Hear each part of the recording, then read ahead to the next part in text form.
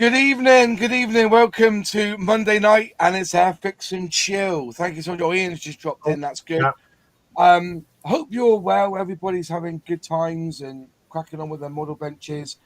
If you've received the Airfix Typhoon starter set, we will get into that a little bit later. So if you want to put in your whines about it and everything, and our thoughts on building that kit, we'll talk about that a bit later. But anyways, we've got James from To Boldly Go. We've got John Alec.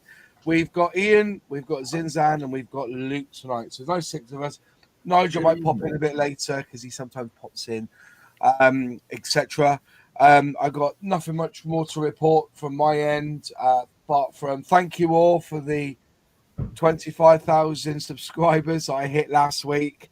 One of my videos went mental just because they think I'm wrong. But like I said, my top 10 of rare kits, you may have your rare kits that you want in your stash. But there's another video coming out tomorrow going through the other kits that are mentioned, which I thought will be a good roundup to that one. And then we'll do Revel. Rare kits from Revel, I think. Anyways, right, we got a question tonight. Well, it wasn't really a question. Somebody commented last week saying about how do you cope with a messy workbench? And I thought that'd be a great debate, actually. Talk about how messy is your workbench. I am a scale modeler who will crack on with the build. Everything's everywhere. And then when that build finished and done with and I'm happy with it, I then put all the stuff away only to open up another kit, and before you know it, I've got paint here and everywhere, and 15 scalpel knives and 15 other implements and tools that I would never use and put them, but I'm that kind of person.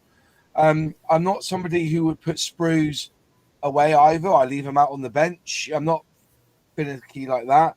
9 times out of 10, a lot of the sprues that are on the bench are hand painted on the sprue itself, or at least been cut off and put onto blue tack when I've sprayed them up. But how do you cope with a messy workbench, or are you clean on your workbench? And I'm going to start with John Alec on this one because I want him to get him talking a bit more on here. So we'll start with you, mate. Are you a messy workbencher, or do you clean up as you go? No, I'm a very clean workbench person. Shit, those sticks does it from you, John Alec. Yeah, no, I clean up when I'm done for the day. I put everything away, and put all my stuff on my bench, and I start anew each day. I've got a special place I put my instructions. So no, I don't think I have a lot to offer the conversation. At the office, I have it almost looks like nobody works there. Okay. I keep it very clean. Yeah. Are you a bit of a minimalist then, are you? Yeah. Do you have anything on your bench? Because, for instance, even though I put stuff away, I've got a desk tidy which has a couple of here we go. Yeah, see, that's nothing like my desk. Just some diet sodas, man, and then yeah, I've got as well. Got my models. Yeah. So yeah, the important thing is, I don't know if you can see it, but all my tools are there. Oh, brilliant! Wow, you are pretty sus there, mate. Yeah. So everything I use pretty much on a daily basis is all my glues, all my tools, everything. I put it all away at the end of the day, and I just bring it back the next. Yeah. Fair enough. What about you, Luke? I gather you're a bit of a minimalist and a tidiest, or is your bench always up the shitter? Yeah, I mean, I wouldn't say I'm a minimalist. But I have a lot of stuff in this room. Yeah. But it's organized. Yeah. And the bench itself, same as John. At the end of even if I've only been in here 30 minutes, everything is cleaned away, everything is tidied away, ready for the next session. I don't know. I find it quite difficult to walk into mess. You know, Yeah. I like to have things. So, for example, I mean, I won't bore you with the whole room, but that's my bench there. So Wow. it gives me about an A3, well, A1 and a bit, Yeah. basically. All my paints Yeah. are in organized. On the bench itself are like my regular tools in the UMP Yeah. storage system, Which is a good sanders, system. yeah. But my Mm. regular tools are all there, tweezers and knives and drills and all that Other sort of stuff. stuff. Yeah. And then if we go round, move that out of the way, that's the spray booth. And then as you can see around the room, everything is shelved. And so yeah, it's pretty organized, really. Yeah. The only time I find it gets a bit messy Mm. is if I'm doing like bases or dioramas, or because you've got lots and lots of product out Right. to do Yeah. that. But I still make the effort at the end of every session to tidy that away. Because I find it difficult to get motivated. If I walk into mess, I Yes. find it difficult to get motivated. Whereas a nice clean workspace, or well, not necessarily clean, but an organized workspace, I find that motivates me to build. Wow. Yeah. I'm not going to show you mine. Mine's a shithole. I've got everything everywhere on my bench at the moment because I'm doing 3 kits. The thing is, I've always found is that if I put away the paint that I've been using away back in its rack, I forget what the paint I used. Luckily, I film a lot of it anyway, so I go back through the film and look. But I generally have 4 or 5. Yeah, Yeah, notepad. write it all down. Yeah, Yeah. write it all down. Or I think I've shown these before. I think I'll grab one while you chat. Very well. Yeah. It's funny because I was quite originally when I was working off a dining table in the other lounge in the old house. I used to you had to put everything away, didn't you? And now it's a case of I just leave it. I'll finish that tomorrow. Then I get to the point where it's so messy that I haven't got the motivation to clean it up. I just carry Yeah. on through the mess, you know. So what I do to avoid that issue is I have all my current bills in these plastic trays. That's good. So in there will be the paints, the decals, the instructions, the parts, etc. So I know that it's all in one place. But I do appreciate that I'm quite lucky. So, for example, I don't know, XF19, I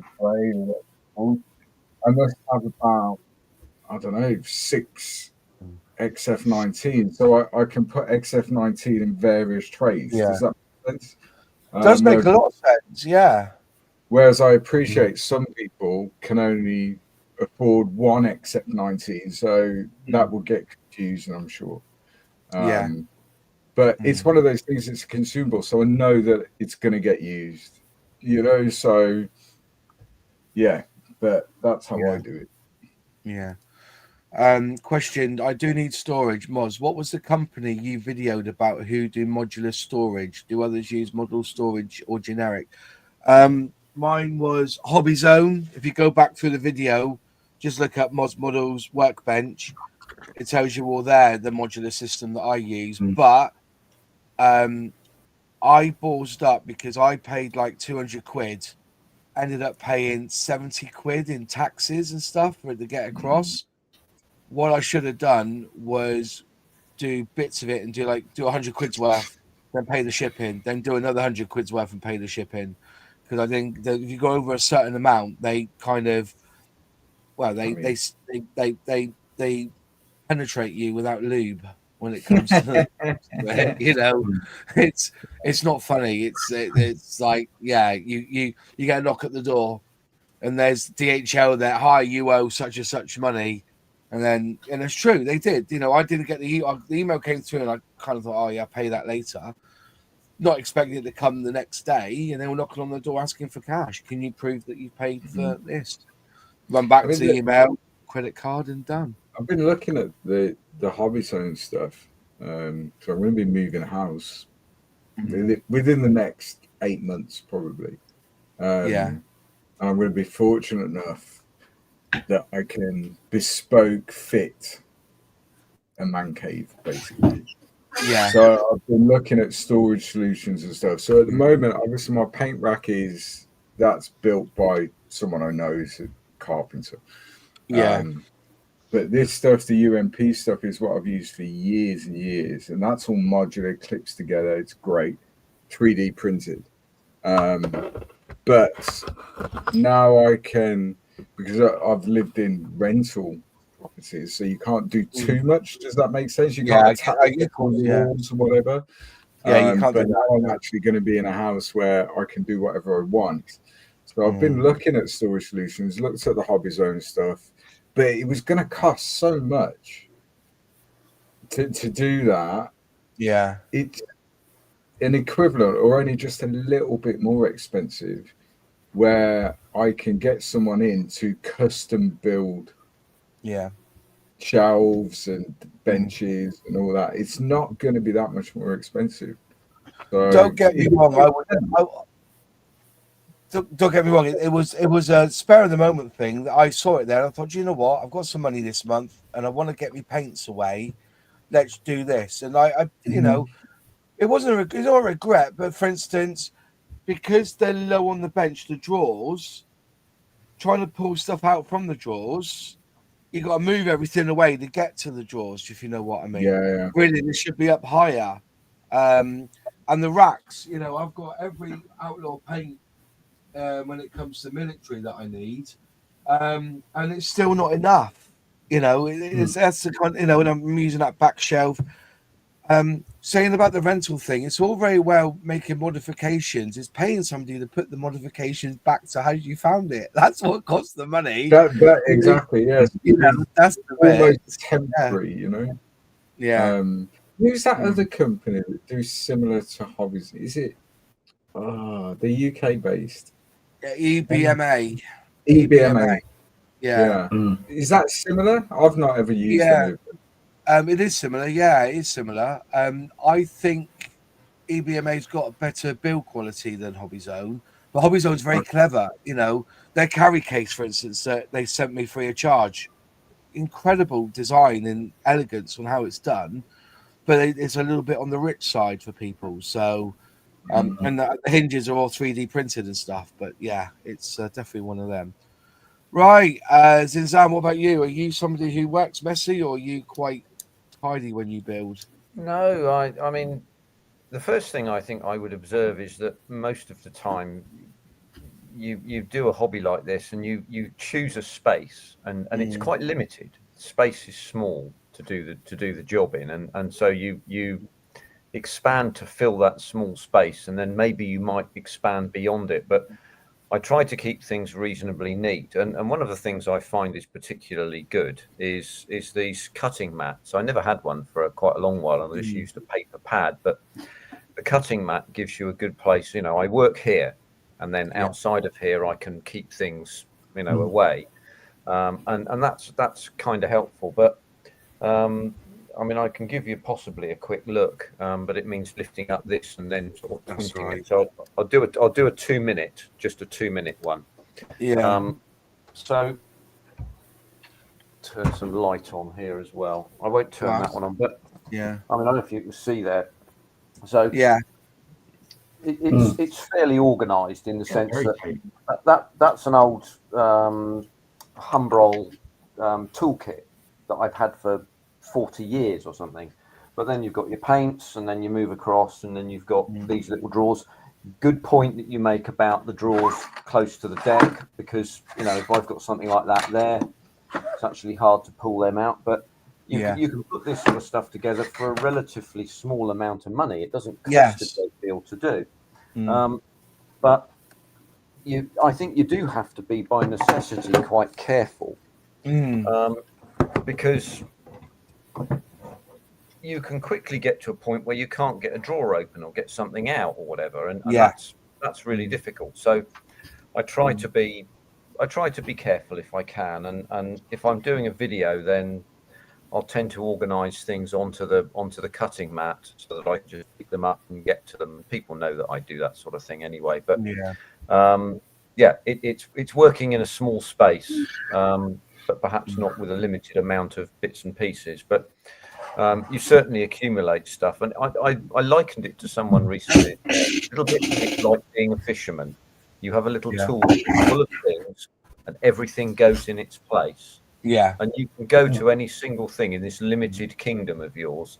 You can go to any single thing very quickly. So if I want, for example, if I wanted a circle cutter, I could pick it out pretty quickly. If I wanted a brush, I could pick it out pretty quickly. If I wanted, glass files, I could pick them out pretty quickly. So it's easy to see things, and the essence of organization is that, really. And then amongst that, well, if you look at where the tools are, that looks a bit untidy, but it's actually organized because everything's there that I need. Yeah. And that's kind of how I work, really. I mean, sometimes it goes a bit wrong, but the other thing is I'm a bit of a womble too, in the sense that, oh yeah, that bit of sprue that's that strange shape, I might just keep that because you never know when you might need it. Yeah. Yeah. I noticed some smiles. Bulgaria. Okay? Cool Bulgaria. Yeah, absolutely. I mean, it is very much like that. I mean, I've got a couple of bits of stretch sprue there that I've kept for months and months and months, and they just hang up there on the left, just in case. I know I'll throw them away next week, and then 2 weeks from now I'll think, oh, I need a bit of stretch. Oh, hang on. It's the way it is. But, yeah, fairly organised, really. Here endeth my bit. Yeah. Fair enough. We've had a super sticker, so thank you very much, Graham, for the super sticker. That's very generous and very kind. Like I said, if you send things out, just make sure I see it. I don't want to wait because it came up on the favourites there. So, but thank you very much. Look for spice racks at boot sales. That's what I've done. I found all types, plus they can be hung to the wall or stand free. I think we've all used that spice rack. I remember going to IKEA and getting that twirly thing. I haven't got it now. Actually, I think it's in the kitchen. I think it's actually now used as a spice rack. And I was putting all sorts of stuff on there. Because I was like the rest of you. I started off with a little Umbro tray, and my little paint used to go in the little hose in the pot, the pot hose, not the ones filled by council, but in the little hose there, and everything was on there now. So just finish what I was doing and put that into a box, slide it under the dinner table, and that was it. And now I've got this space. I've got a room, got a desk here, a desk there, a desk there, and it's full of shit. Absolute shite. I've got that hard cast. I think that's the thing, though, that we all started, didn't we, on a tray in front of the TV or whatever. But then whatever space you have, you fill it. Yes.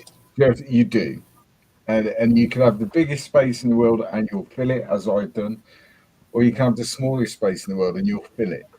But we all end up working in the space of sort of an A3 or A4 square on the bench, and everything else is around. So they're all nice to have. So, I mean, I've got all sorts of tools and never used. I probably only use them once every 2-3 months. I've got a big hot wire cutter and all that stuff. I probably use it 4 or 5 times a year, maybe. They're nice to have, not need to have. I think is the way. That's what I'm saying. That hard castle there, people keep talking about it because I put up a bit of that thing there. Everything used to be in that, and then all of a sudden, everything gets piled on everywhere else, and that's the weird thing. It shows your 3D printer, Moss. It's not a 3D printer anymore. I use it for putting decals on planes. So I have to bend over the thing. It's up here now because it's brilliant. It's crap. No. I've got, like I was saying, it's like I'm, people know me. I'm an auction guy, do a lot of car boots, walking around buying stock to sell, and I've got a proper jewelry cleaner. One of those Sonic things. I think they're crap, to be honest, but I just whack them. I whack them in. I strip my airbrush down, put it all in the basket, blitz it for 2 minutes, But that's one thing I use every 4 or 5 months. It just kind of collects dust else, you know. And that Hardcastle's got all sorts of tools in there, because I don't generally buy model kits at shows anymore. I may buy a couple, but most of the time it's buying me extra thin, or me thinners, me paints, me tools, all Your of that. knives. Yeah, me knives. That little disc space sander that's come out on the market. I saw that. I ended up buying that. 49 quid. Used it once. You know what I mean? It's terrible. You mean the portable one, the electric one? Yeah, the little display Yeah, one. Yeah. I'm tempted to get one of those myself. Yeah. They look You pretty go in handy. there and you basically you go in. The next thing you know, you've gone and bought it with all the heads and everything. That was 50 quid. I say I've only used it a couple of times maximum, because to get it out and put the right sanding block in. If I'm doing a lot of sanding, I'll use it. But generally, it's just taking a little bit of edge off the sprue cut, and it's just I pick up me done. I don't need that really. The only thing I will say is that if you want some under desk drawers, I found the perfect drawers for scale modeling. And I'm not paid by IKEA for this, but if you do need a set of drawers, I can. Is it that one there? No. Which one is it? I can't find. There it is. That one there. These are absolutely fantastic. They're the right size. They slip under the drawers, under the desk. They're the right height. Take the feet off. You don't need the feet. But I've got 3 of these now, and I've got one for extra decals. I've got one for some paints, and I've labelled up the drawers, and they're absolutely perfect. And they because they're on those things. I go in on the like a decent runner. Everything's in the drawers now, and that has saved me so much shit on the bench is by buying these things. But that's just one example of ways of storing your stuff, and they're the right height that you can put a few Airfix kits in. I've got a whole drawer here now because of you, Luke, full of this stuff like static grasses and curly moss. Get the curly moss and all this. An army put. I spent about 70 quid with all this because of you. So yeah. Let's see. So we got just close the comment down a minute so I can see. Right, Ian. What about you? What about your workbench? Are you a tidy work modeler, or are you? Not at all. I tell you what I do. I've got this fixation about getting the parts off the sprue as quick as possible. So fair play. Quite often, I mean, obviously the big, if you're building something it's recognizable parts, I'll just take them off anyway. But when there's lots of small parts, I tend to break the sprues down and then put them into boxes, so I just haven't got loads of sprues lying all over the bench. And especially when you've got like a big kit with maybe 10, 20 screws in it, and it's just I get a good feeling from actually chopping the sprues up once I've got all the parts off, and just getting rid of them. But I mean, I'll give a little on mine. Here we go. See, this kind of, that's the typical sort of mess there. Yeah. But what I have got there, I've got all the small tools. You got your hand over your mic, mate. You got your hand over your mic. Do you want to say that again? Can you hear me again? I hear you. It sounds like you had your finger over the mic on your phone. Oh, no, that's right. Can you hear me now? Yeah. I hear you now, yeah. Yeah, so I've got those magnetic knife holders on the wall, with all the sort of needle files and scissors and everything else on. And everything just goes in these plastic food trays. Yeah. Oh, they're good. Yeah, and the Chinese, yeah. Yeah. Or I mean, Curry. You can buy them, sort of about £10 or something, But it's basically a case of that's a stick. Just I mean, I do tend to make a bit of a mess, and then I'll have a clear up every so often. But I've normally got 4 or 5 kits on the go, so it's just switching from one to the other, really, It's funny because like this is the first time I've had 3 kits on the go. Normally it's 1 kit, 1 in, 1 out. That's what I normally do. But because I've been under a bit of pressure and trying to get some stuff done, I've 3 I've kits got on the go, amateur. what's that? Sorry. 3 kits on the go. You're an amateur. I know. Well, it's 4 kits actually because I'm doing some of these. I hate photo etch. Yeah. I've got the ultimate photo etch here. It's a Star Wars ship that you make out of folding bits of metal up to make like a Millennium Falcon and stuff. Metal Earth. Oh yeah. Yeah. Somebody asked me to build it for them.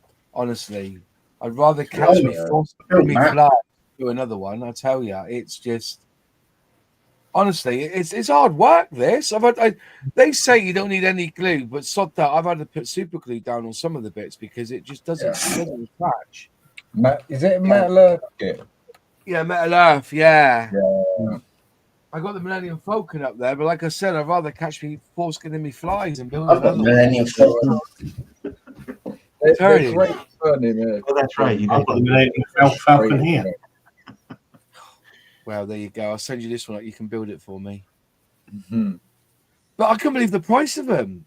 £27. Yeah. They're like not cheap. Only 2 bits of metal. But I thought, let's have a crack at this for my mate. When I was at the last model show, when I got some proper flat nose pliers so I can bend. But I've been using me trumpeter or what's it called, hobby man bender and everything else. But I thought, Yeah, I've also got a slightly wonky X-wing. That's the one. That's the one I'm building at the moment. But as I said, when I finish this, I know that I'm never going to be afraid of photo etch again. Yeah, So to make it right. I do get up one. James, going to ask you about you. Are you a messy builder, or you just trying to put your camera while you answer? Are you a messy builder, or are you a clean builder? My benches are war zones because Really? I'm an engineer. Okay. So all my tools stay out. Yeah. Because I know where everything. Otherwise, I can't find anything. Yeah. Yeah. Quick. Metal Earth kits are horrible. They're not brilliant, but I'm having a go with it anyway, and I'm using super glue. So, Ian, when are you bringing back the Corvette Snowberry? Really enjoyed the build, mate. Yeah, hopefully. Well, you can't see it because it's behind me, but I'm about halfway through. I was doing the it's the Matchbox one, but it's the with the great little ships photo etches like I don't know about 60 frets of etch. So I'm about halfway through. So I was having a rest, but I'll get back onto it fairly soon, I think. Yeah, fair enough. Surprised I got the Snowberry, so. I'm building the Bismarck at the moment, and with all the photo etch aftermarket and all that stuff. Yeah. How you getting on with that? All right, mate. It's I mean the actual whole I'll grab it. Is together. Yeah. So it's going and the wooden decks and stuff are in place. There's lots of photo electronic, but it's been painted now. Yeah. Oh, look at that. That's where we're at the minute. How long does it take you to get that far? A couple of months, maybe. Couple of months, crumbs. Yeah, I scratched built a wooden base. Get excited if he sees that. But yeah, it's an interesting project, to put it that way. Would you do it again? That looked beautiful. You know what? I will do another ship. Yeah. I'd like to do sort of more of a modern ship next, maybe. But this one is for a group build, so the group build finishes at the end of June. All right. So it's kind of a little bit of time pressure because they're not quick builds, obviously, particularly with all the aftermarket and everything. Because you go through the instructions and then you go through the aftermarket instructions. You have to cross-reference which bits are going to be replaced by. So, for example, on this section here where you're building the radar. Yeah. Well, that's great in plastic. You can knock that together in an hour. However, when you're doing it in photo etch, Yeah. takes a bit longer, you know. I bet. So yeah, but it is an enjoyable build. I've never done a ship before. Wow. So it That- is enjoyable, but I think they do look when we see, you see them at shows and stuff, don't you, when they're all finished. And there's something about a ship model that just looks Yeah. the business, but they're not an easy build, definitely not. No. Ian, just another question. I have a 1/72 Revell Snowberry. Have you any suggestions on getting better detailed parts? Well, unfortunately, I mean, I got them from David J. Parkins, and apparently the guy's just died like the week or the week before. Oh no. Some of the stuff on Hannon's, I'll show you the for the whole. That's a Wow. brass etched deck. It's a big beast when it's done. Oh yeah, it's massive. But I mean, there's a fair bit to it. But I was reading last week at it, and apparently the guy has sadly died in the last week or something like that. Whether they'll be the business that would sell the stuff, I don't know. But they've got a website, but also they used to get them through Hannon. Okay. There's a New Zealand company that do 3D prints. I cannot remember their name. They do all the boats and everything for it, Wow. and the Orlicons and everything like that. Somebody said to me the other day that Type 45 destroyer from Airfix is a pretty good build if you want to do a modern warfare boat. Yeah, I've been looking at that. Yeah. Yeah. If I look in the stash, I think I've got two up in the stash. If I find them out, I'll send it on to you, Luke, so you have a go with it. But I'll have a go. What scale are they? Are they 1/700 or On 350th? On Are they 350. really? Oh, excellent. Yeah. Sure they are. Yeah, Jason Model Kit Stuff's built the Type 45. But then he made some tweaks and used the Trumpeter kit as a hybrid. Okay. Well, I'll tell you what, they're megabucks now, aren't they? Crumbs. Yeah, Really? Yeah. I got the Airfix. Is it the Astute, the submarine? Yeah. That was like, it's ridiculous money now. Because obviously it's not in production, and I found it on an auction site, and I only paid like 20 quid for it posted. I was like, that's a bargain. Is that the Trafalgar one? Is that the Trafalgar class? Trafalgar, yeah, it goes for megabucks. That's why I picked one up for a tenner. Yeah. And they went on. Yeah, they go about 50, 60 quid now. On most places, and you're like, wow, there's not a lot to it either. No, it's not. I reckon that could be launched as a starter set. Yeah. Because it is. It's two halves stuck together, isn't it? Yeah, pretty much. Yeah. Yeah.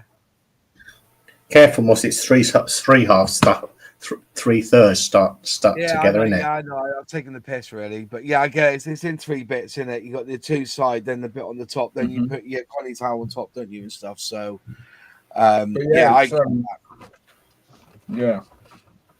lot of money now for what it is. Yeah, it is definitely. Yeah.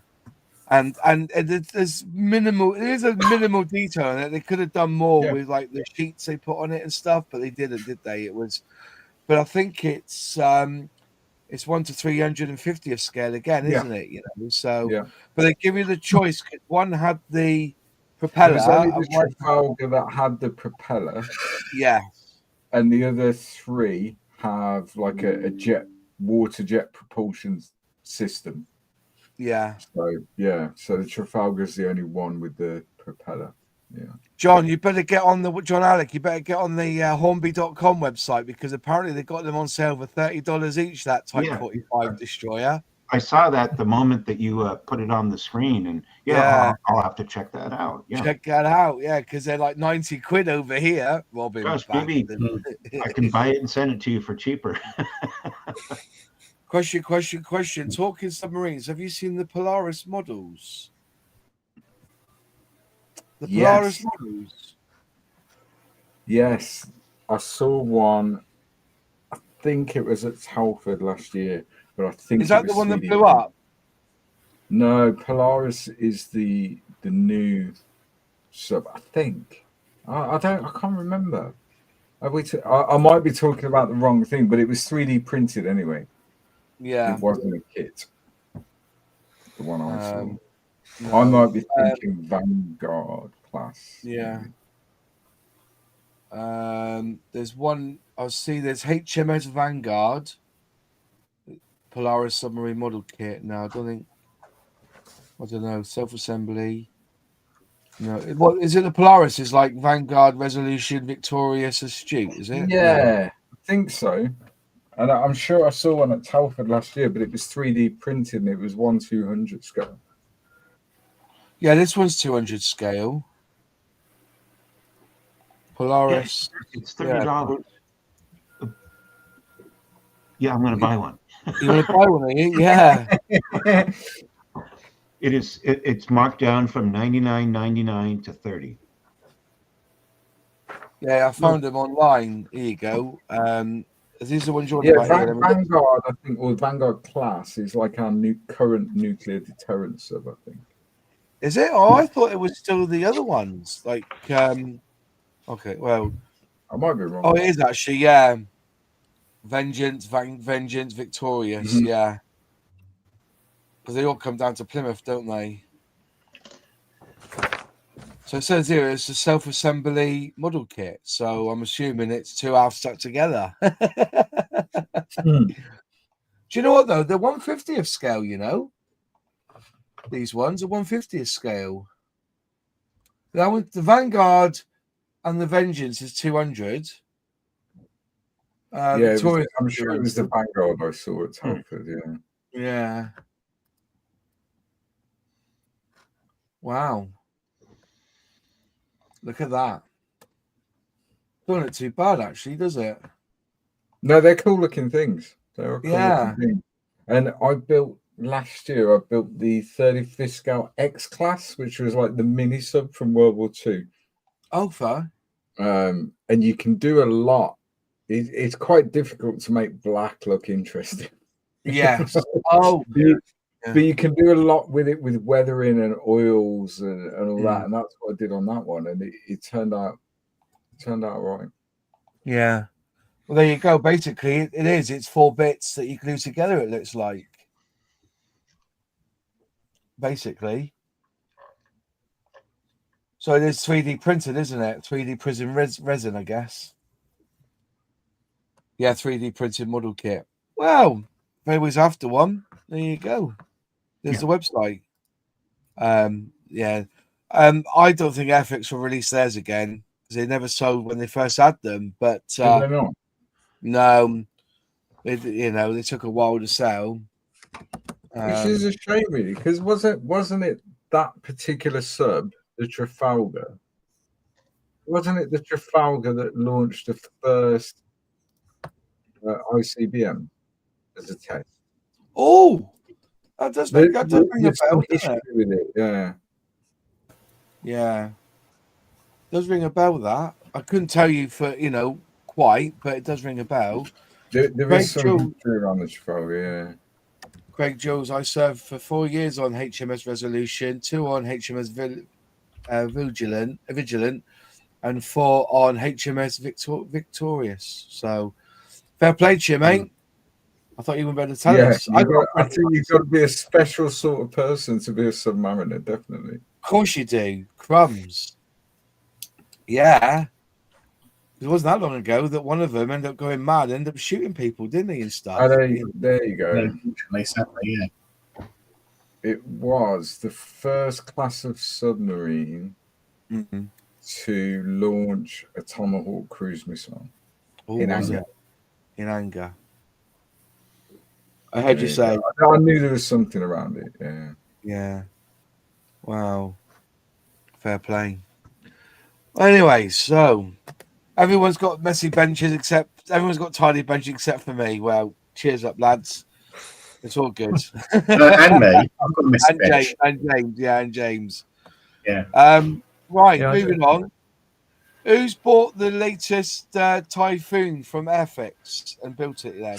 I was Like, actually great looking at that today because I've only ever built one starter set, which was the lifeboat, the Shannon, lifeboat, yeah. and I really enjoyed that. So I thought I love the Typhoon, but there's not a good 48 scale version of it. But I thought if Airfix had done a new tool starter set, Yeah. that's not going to be bad. And then I was looking at all the aftermarket to do it as an op shader aircraft. Yeah. But I didn't pull the trigger. And after you've just shown me that gap, I'm quite glad I didn't.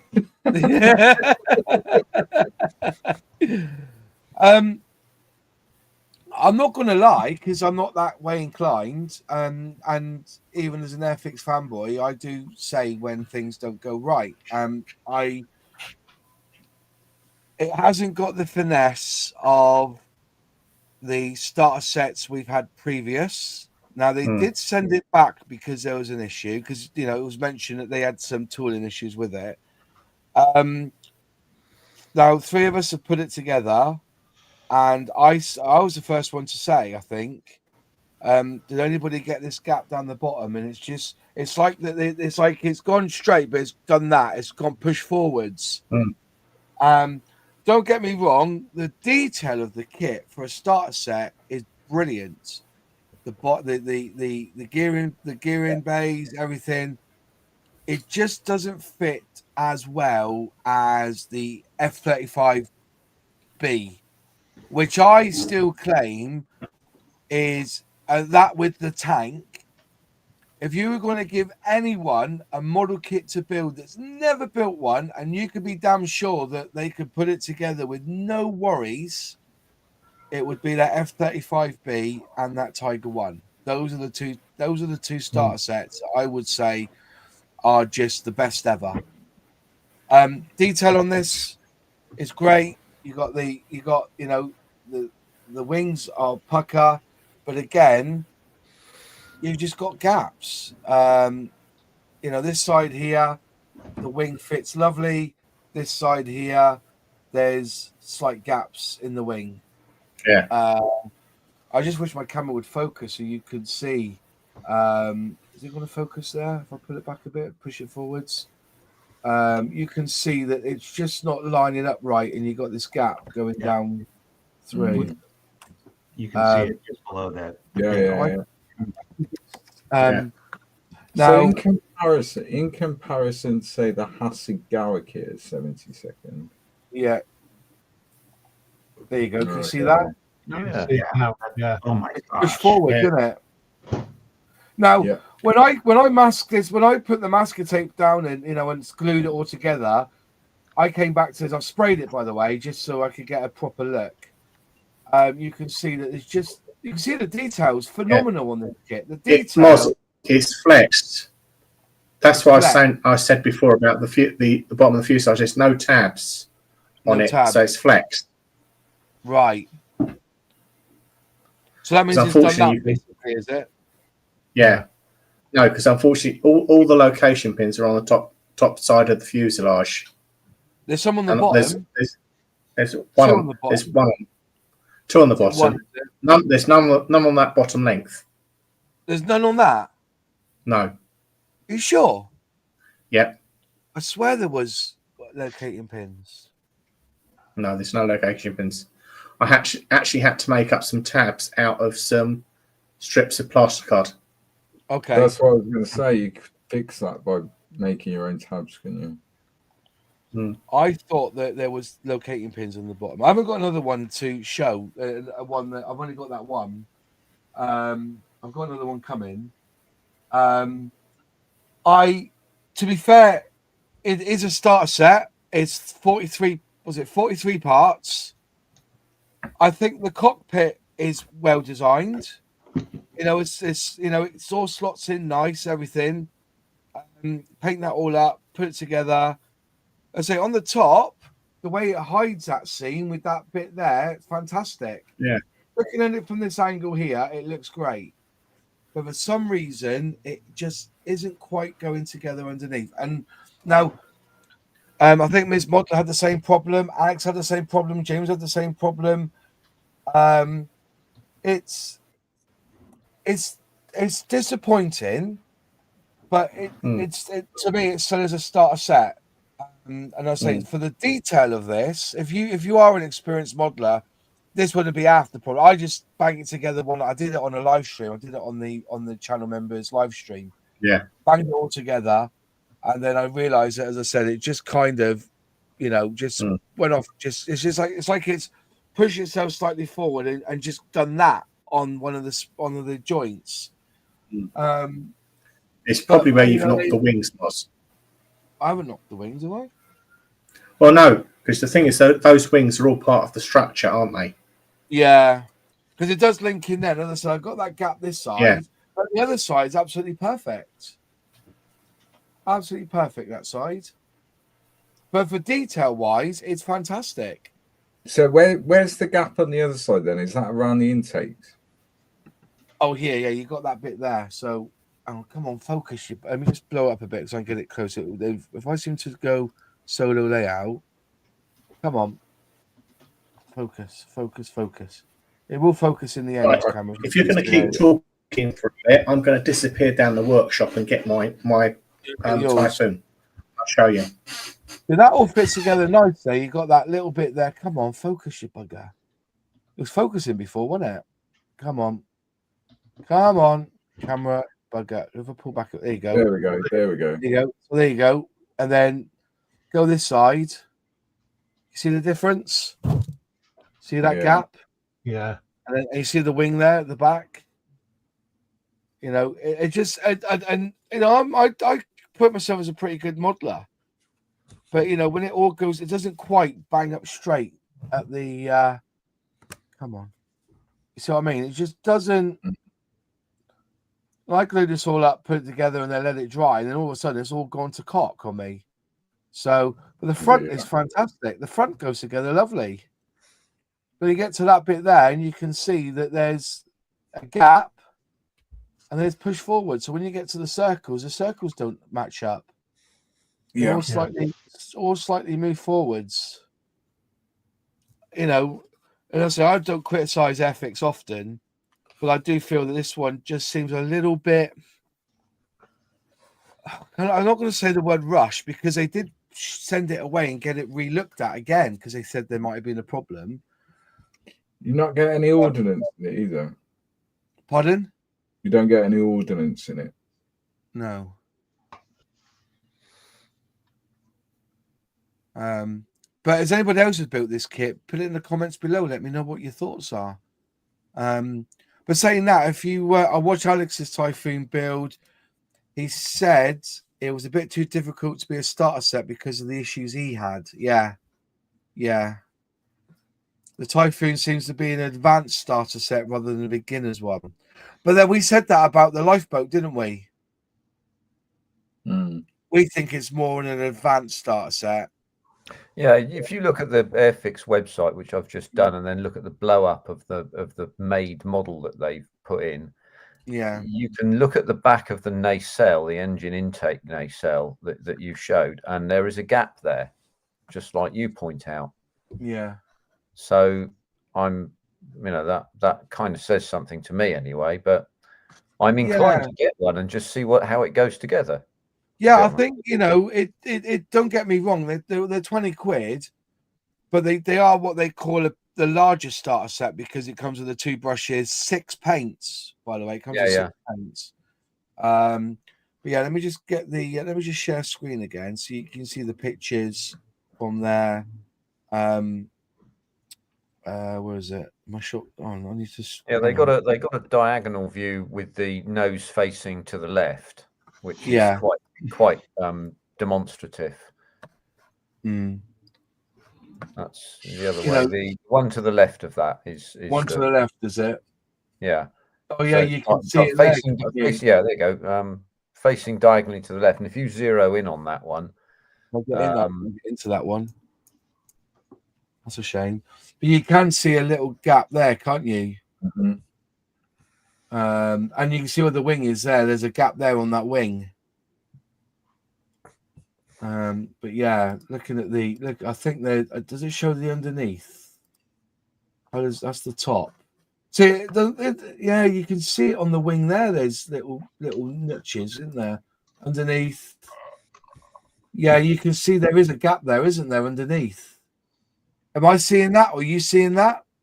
I can see it Just behind that looking now. circle or oval bit. Yeah. Yeah. To point out, there is a gap in the front undercarriage door because it's for cooling. So when you have if you have the undercarriage doors closed, they've got a gap at the back. And Yeah. that's for cooling. Okay. Yeah, avionics and whatever. And obviously there is a seam at the back because they've got it's where the engines, it's to drop the engines out. So you should have a seam at the back, but not where not where the hole is, where the stand goes in. That's too big a gap there, surely. No, I've got my camera set. Let me switch the.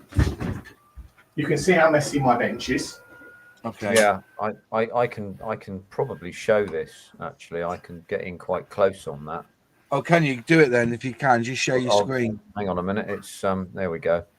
Give me a second. Let's see if I can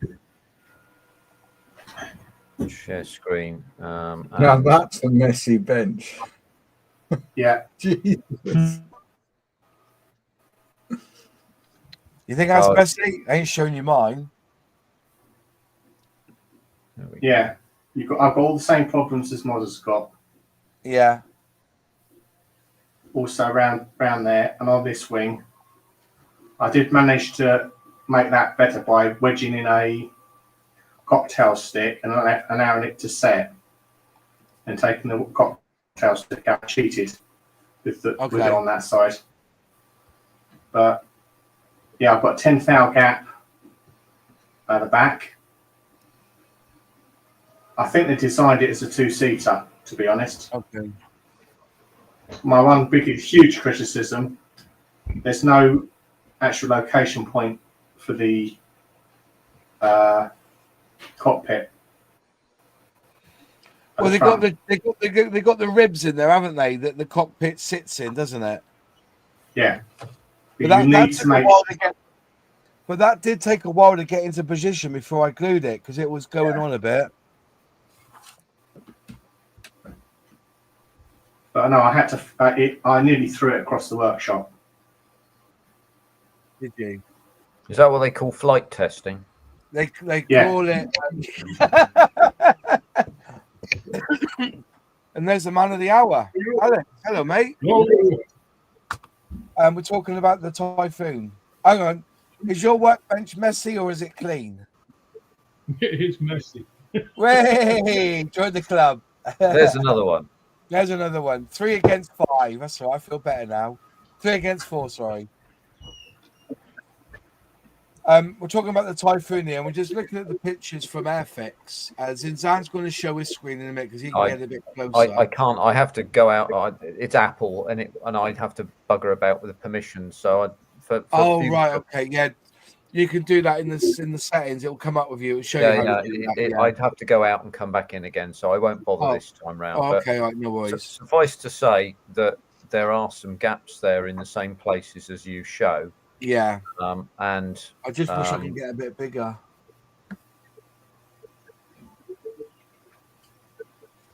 Where's the green? There it is. No, which one is it? Which one am I sharing? That's the one I'm sharing.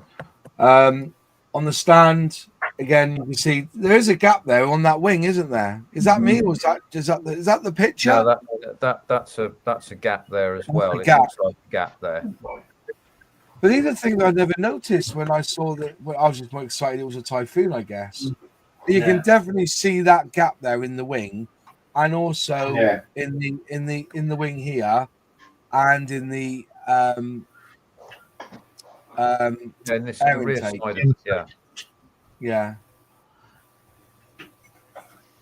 I mean, in that view, this section on the wing upper surface looks like a step, not a gap. Yeah. It's a great looking plane. I mean, oh, no question about that. Yeah. Yeah. But yeah, you can see there's a pretty big gap there along the wing edge. Do you find the same issues then, Alex? Then, yeah. Yeah, I mean, it's a nice kit. It's just not a starter kit.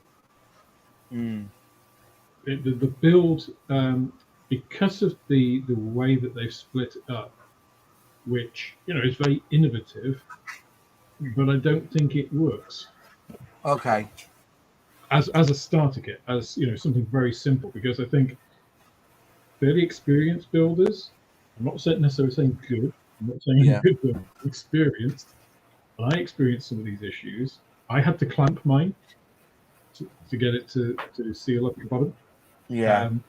So if I'm a first-time builder, because again these are starter sets, not gift sets, with things like the canards, the underwing pylons, it just has some little things which are a little bit particular, the way that fuselage bits, which I think are going to trip up some beginners.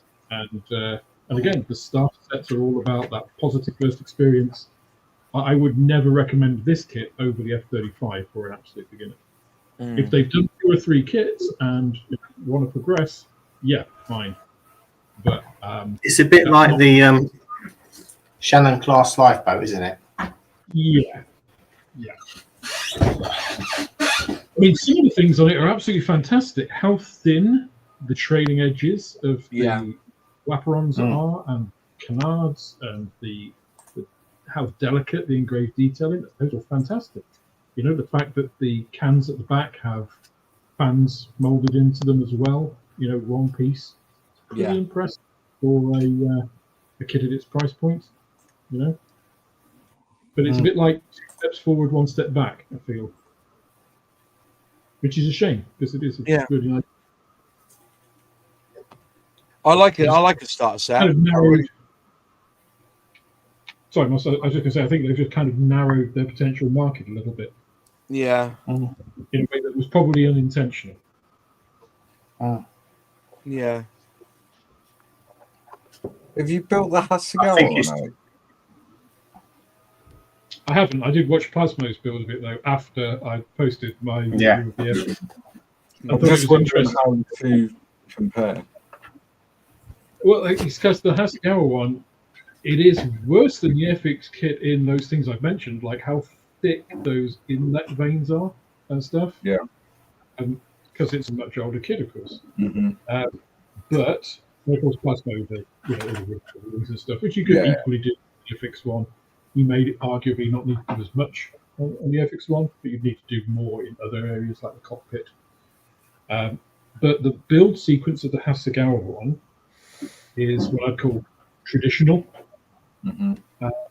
which I think makes it go together more intuitively. And actually, if one of the purposes of a starter kit is to introduce you to a hobby, this Eurofighter is different from every other aircraft kit I've ever put together. So it doesn't prepare you in any way for the next kit, whereas the Hasegawa one is very traditional. So. Yeah. It's a fair shout, that. I didn't think of it that way, actually. I didn't think of it that way, because the Airfix, the old Airfix Typhoon is all right, isn't it? As a standalone product. There's not too much could go wrong with it. I think they were the original starter sets. That Typhoon. Well, it's an EPA, isn't it? So yeah, or EFA or whatever it is. I can't remember what it's called. But EFA it is. Yeah, EFA. Yeah, that's what it was originally tooled as. Yeah, I mean, they've modified over the years. So yeah, it's a little bit of an odd one. Yeah. Do you know who designed it? I think it's Ethan. Yeah. I think it's Ethan. I don't think it's Pramjit. Pramjit did the F-35, didn't he? And the Spitfires. Yeah. Yeah. It doesn't seem like a... You kind of get into... I mean, and I could be completely wrong, of course. You kind of... It's like reading instructions or a book. There's a certain style that somebody has when they're creating something, which a little bit of that comes through when you had one or two of their things. And Pramjit's kits, you can kind of tell them as you're building them. If nobody tells you, here's 10 kit, build them all, and 4 of them are Pramagits, probably pick one. Yeah. Well, there's a. It's like this. I think it's the ferret boy who did the Typhoon. Who was? Oh yeah, The Ethan, ferret yeah. boy. Ethan, yeah. Yeah. What was I going to say? I after reading last week's Workbench from Airfix, they mentioned there is a very special way of putting that bird together, revolutionary way of putting that model kit together. Because if you notice that even though the Airfix have the model built at the shows, there's no plastic. They've not shown the plastic. So, and what I've seen of that Jaguar, like I've said, it's that gorgeous. It deserves its own page on OnlyFans. It looks fantastic.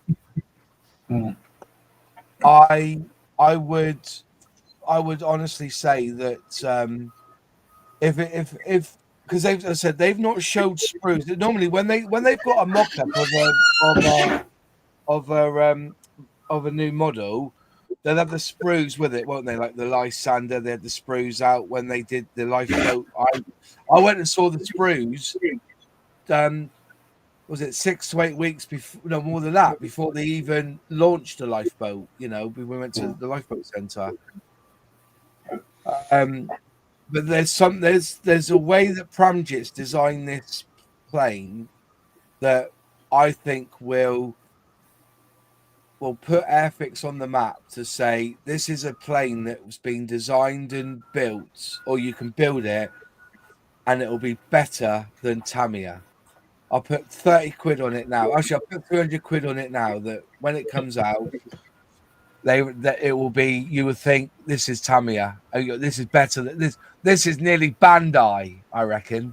Just bigging it up here because I'm going to fall flat on my ass like this Typhoon has. But you know what I mean. But I'm just saying, you know, there's something special about it, and they talk about it in the Workbench.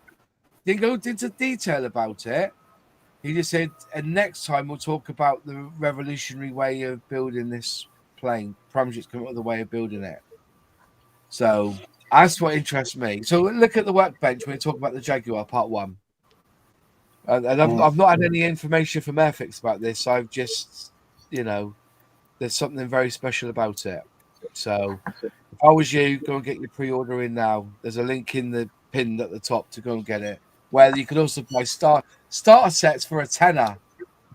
Airfix have cut all their prices on, not the new Typhoon, but all the other ones. They've knocked a $5 off, so they're worth like $14.99. They're down to $9.99 now. The cars, the tank, the Spitfires. I think the lifeboat's still at 19 quid, but the rest of them are all reduced down to $9.99. So if you want to go and grab yourself a couple of starter sets, that's the time to get it now. My favourite model I built so far is the Messerschmitt BF109 and the P51 Mustang. The Messerschmitt was a tidy build, wasn't it? Very well done. Very well done. 109F, the F, the recent F, yeah. Yeah. Which mark was the 109? It's the F. Yeah, the start set. But the original Messerschmitt was a really good build, the same as the Stuka. In 1/72 to go, they're pretty good kits to build. Yeah. So, yeah. Yeah. So if anyone has had the same problem as I have with the Typhoon, just let me know in the comments or send me an email. But I said it doesn't take away from the fact of the detail on it is good. You just got to work at it a little bit harder than you know. What can I say? It's like putting together an academy kit, isn't it? Really? There's one piece that is utter garbage, and the Academy do a million times better. Yeah. The pilot. The pilot, yeah. The pilot's a 12-year-old Japanese conscript. Mine had a Gammy leg as well. I don't know whether Is the right leg of your pilot like half the thickness of the left, Moss? Or is it Oh, Yes. let's have a look. It is. Mine is. Yeah. So it's like Sorry, that was funny. The pilot. So look at the pilot. Yeah, the pilot could be used in John's Hiroshima group build. Shameless plug. Oh my word! What the hell? It's like Long John Silver, isn't it? It's got like a peg there. Yeah. Unbelievable. no, I know DEI initiatives have been hot in the last few years, but I'm going to say this is an equal opportunity thing, isn't it? I'm not sure. I'm not sure that a 12-year-old with like 1.5 legs would be allowed to fly a Eurofighter. Just saying. Yeah. Wow. I It's a- didn't see that. I saw body one build. side. In the cast. Yeah. To be honest with you, other than those legs, the top half looks all right to my eyes. For a 12-year-old, yeah. I don't think it looks that bad. If you've seen so when Hasegawa do pilots or when Academy do pilots, and to be fair, when Tamiya do pilots, they look like pilots. They usually have independent arms. Often they'll have one which has the control column in his hand, and another one that doesn't, so you can pose them differently. They're really good. It's not Airfix's strong point. Let's put it that way. Well, no, but then again, it's Airfix have a finite pot to make new tools with, and if the pilot does cost a couple of quid to why would they rather not spend that money on something else? Cut out the tooling from an old 1970s pilot and weld it in. It would be better. Yeah. Yeah, I think if they're supplying a stand to put it in flight, then they need to pay more attention to the pilot, don't they? Is that the only kit that's got if the Spitfire Mark 5C got a pilot in it as a starter set? Yeah, they've got pilots, but I mean the F-35 had the same issue, right? The pilot was very undersized. Yeah. Fair enough. I mean, it's a minor point overall. I mean, for me, I think they designed the pilot so you could plonk him in afterwards. Yeah, I mean, it's a small point. It's a starter set, so it's not the biggest thing in the world, but it is. It's just that little. If it was lovely, or if it was just normal, nobody would even think of it. I think by far the more I want to say the issue, the more problematic point from Airfix's point of view is that it is not as simple to build as the other stuff that they have, which are standard. Let's face it. Yeah, fair play. Yeah, it's still light years ahead of building a 1970s Revell like P51 with some starter sets and a brush that Revell supply, which should be used as a stirring stick. So, or the Belvedere. Don't mention the Belvedere.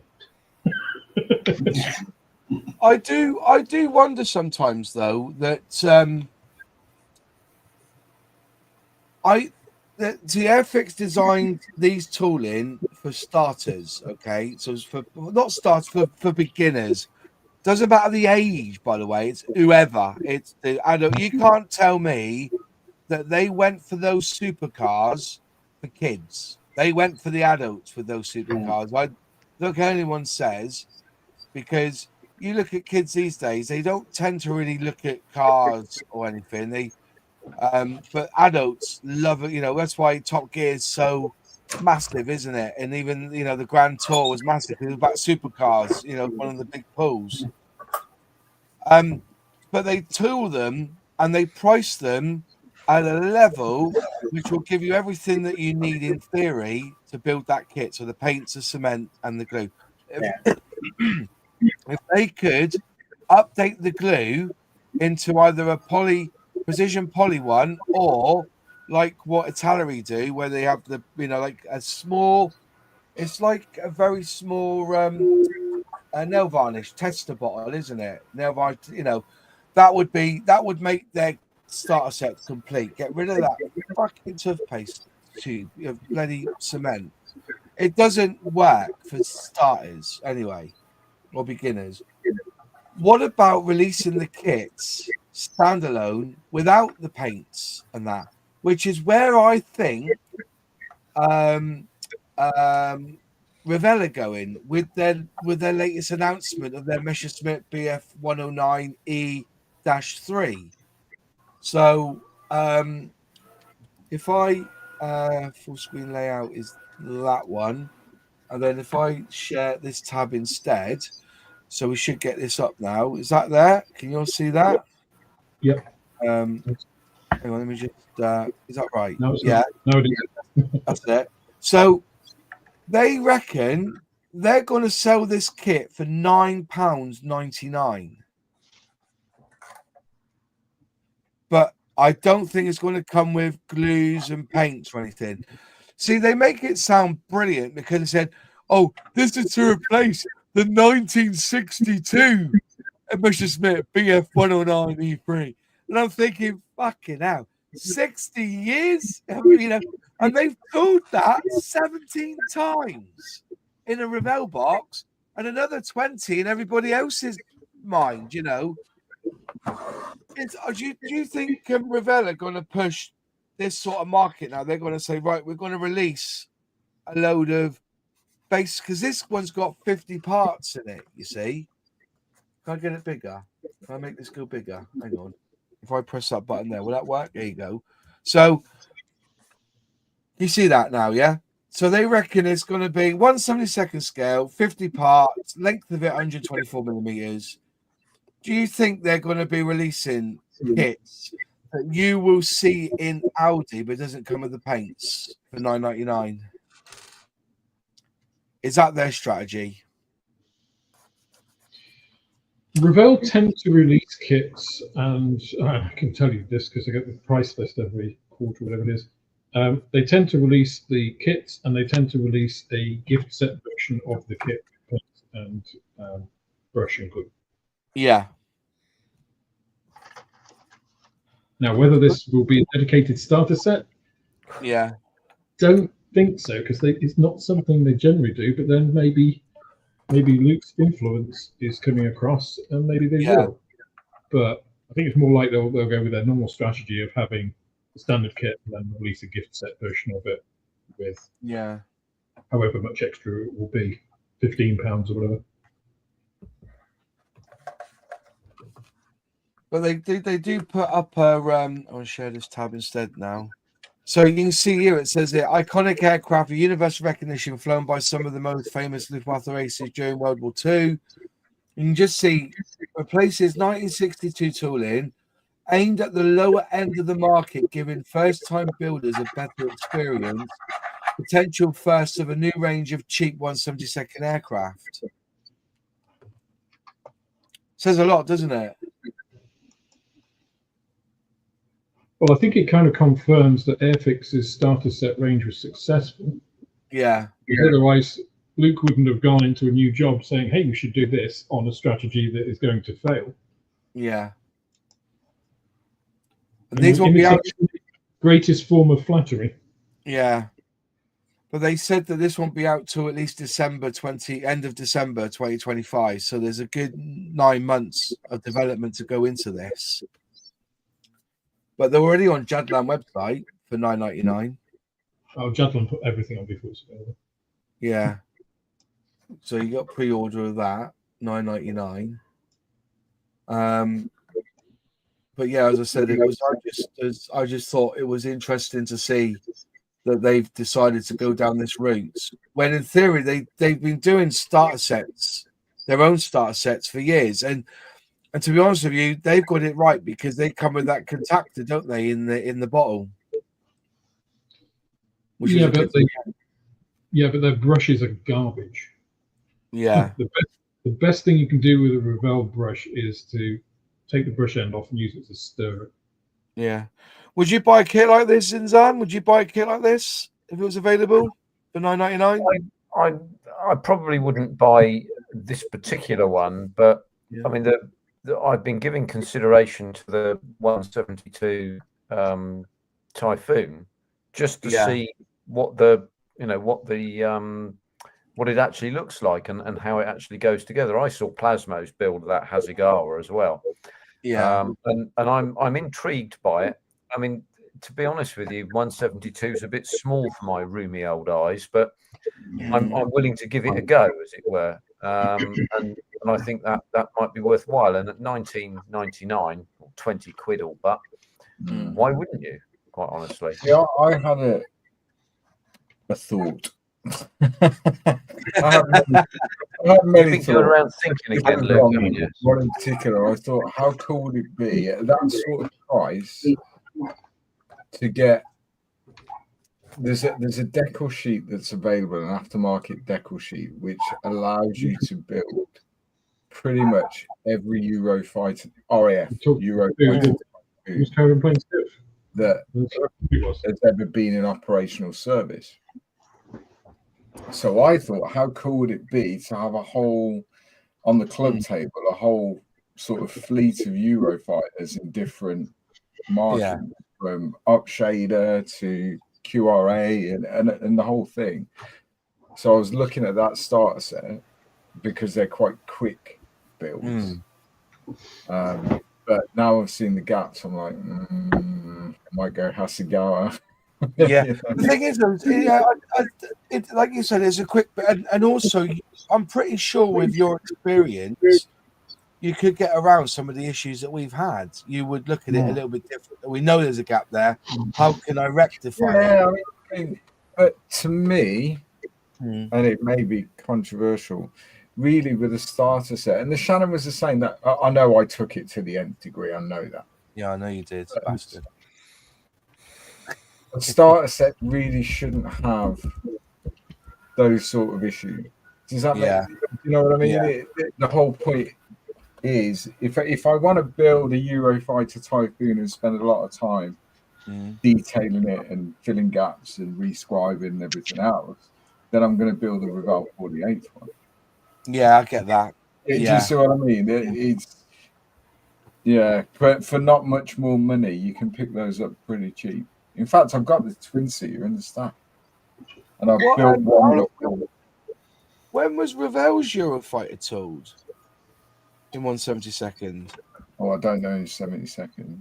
I've only ever built the 48 one, and I've only built one. Absolute nightmare. Bloody hell. So, oh no, that's right. So the original one was 2004, and then they finished using that in 2016. Then they brought out a new tool.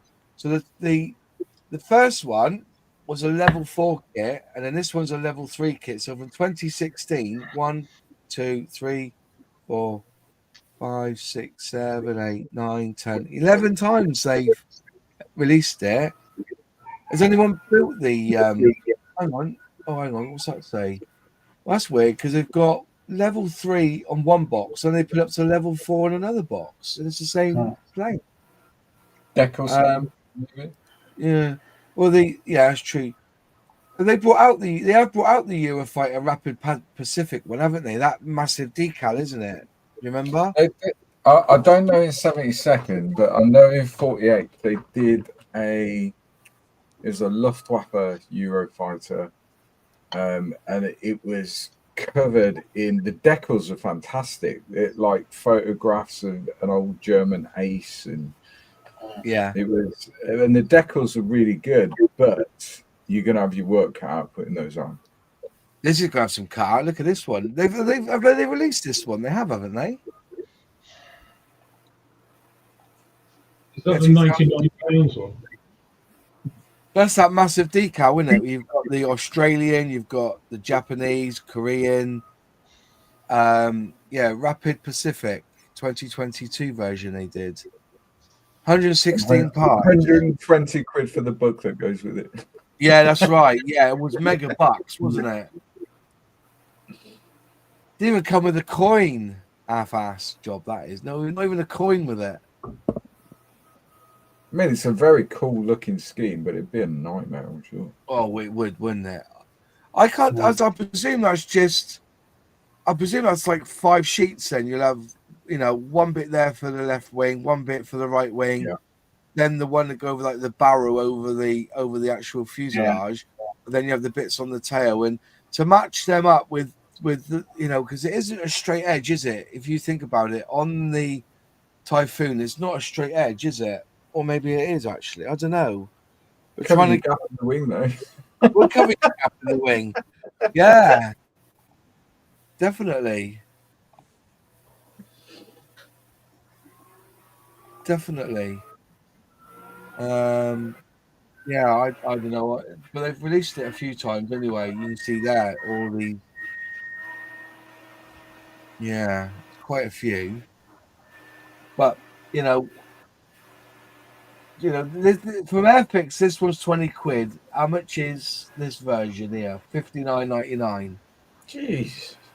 There must be a cheaper one somewhere. What's it with the model set? Model set level 4. £33 allegedly. So even with the, that's the model set version. What's how much is it without the model set? 24.99. So for an extra £5. So I don't know how this one builds together. I've never built it. Alex, have you built it at all, or has he gone? Has he? He's fallen. He's dropped out. He's dropped out. Has he? Okay. Has anyone built this in the chat? Anyone built the Revell version? No. No. I can't think of anyone I don't know anyone who's built one. Yeah. Emma Bird, sorry to be controversial, but I think these starter sets are too dumbed down. Kind of the point of them, though, isn't it? Yeah. They are dumbed down, yeah. For 19.99, yeah, I would, but I think Revell need to lower their prices. The quality isn't near Airfix. Okay, fair enough. I have the 132nd Typhoon. They should re-release that kit. Well, we were saying that for years, Nigel, haven't we? Is it any good, Nigel? Because the 48 one's a nightmare.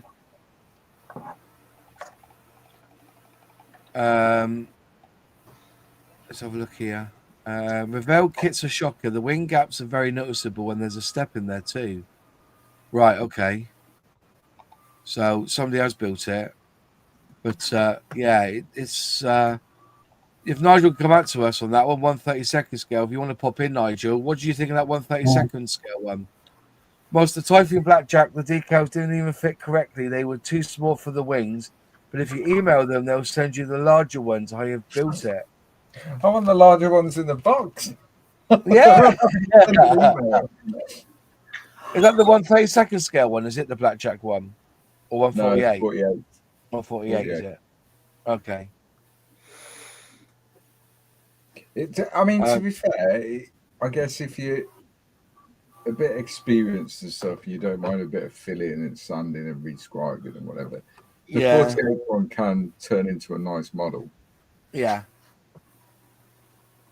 But it's not a straightforward build at all. No. Have you built any of these kits we're talking about, Ian? Not modern. I don't tend to go for modern yet. I did. What was the last thing I did? One of the fires for a to mine. But I could feel it wasn't the original kit. It was. It might have been, they rebox them, don't they? I don't know whether it was like. It could have even been, actually, it was a large scale one, so it might have even been Matchbox one. Okay. The best, put it that way. Yeah. Well, I keep saying to people they should use Matchbox as their guidance and then build and retool the kit around that Matchbox, because the Matchbox stuff seems to have lasted a long time and they were pretty good back in the day. They should just retool those Matchbox ones, just add a little bit more finesse to the detail, and they'll be fine. Because one thing about Matchbox is they would go together with little or no filler, wouldn't they? Back in the day, and I just don't understand why the mentality was never shown through with Revell. They kind of lost their way in a really big way, sadly. Nigel, I haven't built the 132nd kit mods, but apparently it is the nicer other than the intakes. But you would get resin ones for the intakes, I guess, then if you knew that before you bought the kit at 132nd scale, wouldn't you? You would do that, wouldn't you, Luke? You wouldn't fuck about. You'll get the proper intakes. Yeah. There's nowhere to hide at 132nd scale. You've got to get the resin. You really have to. Yeah. I have done the Roman Soldier by Airfix. Still have it in my room. Oh, fair enough, Ronald. Ronald McDonald's in. Fair play. Yeah. I think you're. Hopefully, we'll get the hamburger in at some point. Yeah. Right. Yeah. Matchbox were great. They were. I love Matchbox and a few of their kits. Wish my strawberry was one, but alas, couldn't find one. Yeah. Not strawberry, snowberry, Moz. I said snowberry, didn't I? Strawberry. I said strawberry, sorry. My mind. A McDonald's strawberry shake. That's what I was thinking of. Strawberry ritual flurry he wants. Matchbox and Airfix were my kits of choice when I was a kidlet. Yeah, I think they were a lot. I remember going to the newsagents. It was Airfix, then Matchbox. And if I remember rightly, the Matchbox ones were cheaper than the Airfix ones. That's right. I'm pretty sure they were. The Matchbox 132nd Sea Venom was a great build 40 years after its release. Yeah. Jim Brook, Revell should release the Matchbox kits with 3 color sprues. Oh, nostalgia. Mate, they've done it numerous times, but it's basically the tanks, isn't it? They don't really release the Matchbox planes, though they still have the tooling. I remember building the Lightning, and back in the day, I've got one upstairs actually, a Matchbox Lightning as well. I will be definitely keen on building that one again at some point. The Matchbox Lightning, really nice kit. Yeah, I think you're right. Matchbox was more expensive. Yeah, I think they were. I think Airfix, very expensive. So yeah, I see Stephen's in the chat. Nice to see you, Stephen.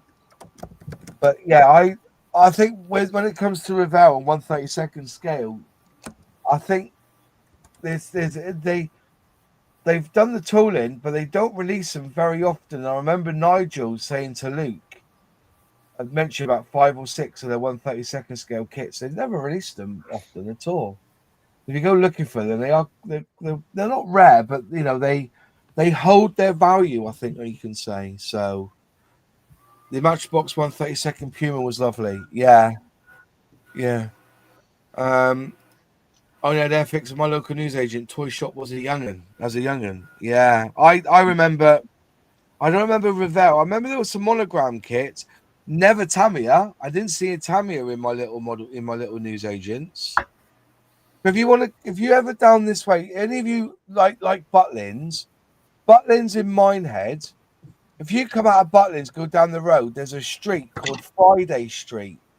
There's a newsagent there run by this old chap, lovely bloke, and it's full of model kits. It's a real old school newsagent with your pound of sweets like in jars all around the shop, and then it's full of model kits, and he's got some rarities in there as well. Like it's quite often I've up there to Minehead. So if you're ever near Minehead down this way in Somerset, it's called Friday Street Newsagents, and you would definitely get some good kits in there. Woolworths for Airfix and newsagents for Matchbox. I don't remember. I didn't have a Woolworths down my way, really. It was always in the newsagents. Well, I think Woolworths did Matchbox as well, so... Yeah. And I used to have enamel paints on the rack. Did WH Smiths ever do Airfix? Yeah, they did. They Yeah. did, didn't they? Yeah. Yeah. Surprised they haven't gone in there. Gone back into WH Smith. Well, the thing is, they had the sort of went like bust. when demise of Model Zone, you had sort of them like open up a little franchises in the WH Smiths of Model Zone kits. Yeah. I think WH Smiths are selling all their high Yeah. street shops off, aren't they? Yeah. Yeah, they're keeping to the bits where they can make some money, I think, aren't they? It's just WH Smith's clothing, station are they? airport for them. Yeah. Travel hubs, basically, is where they're going to be. Yeah.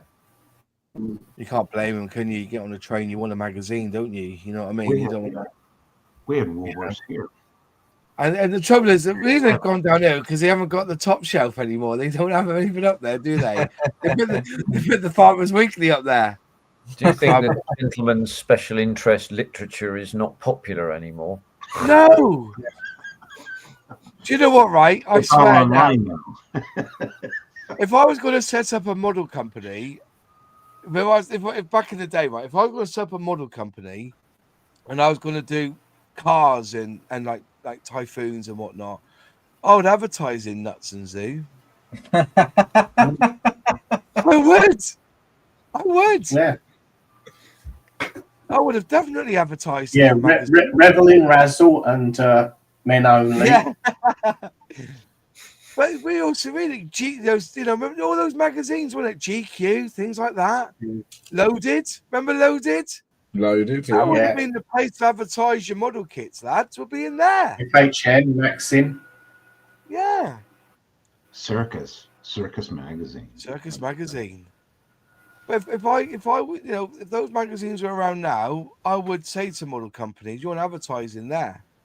Go for the men, from the 20 to 40-year-olds. Yeah. Yeah. But but we don't have those sort of magazines anymore, do we? What's the closest magazine we get now? Private Eye, isn't it? That's the last thing you want to advertise in there. Yeah, magazines are on the way out, aren't they, really? They are. Nigel said something that's very true. I can What's go. So he's talking about Guinness. And, Yeah. I can literally go anywhere. I mean, I live out by Frederick, Maryland. I can go to any pub in town and they have Guinness on tap. Yeah. I can go to any store, I can go to the deli and get Guinness. Yeah. Yeah. Anyways. It's Loaded coming back, is it? I haven't heard that. But it was, you should things like Loaded Nuts and Zoo magazine. They had a couple of, when it comes to breast and all that, there was a few in there, a couple of nips, but that was it. It was mostly like glamorous girls all dressed up with very little on. That's what it was. It wasn't like porn, really. But you would always see them in the barbers. The magazines used to be in the barbers, Yeah.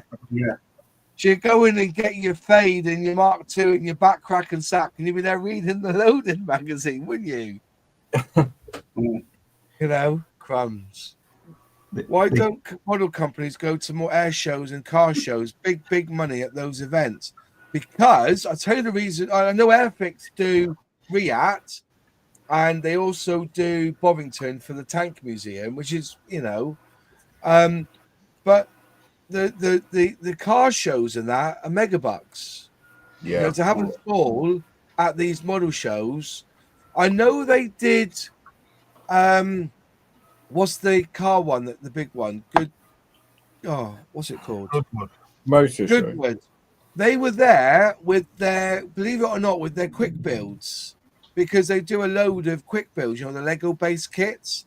They were there, on the back of the Ford stand, selling or showing off kits there.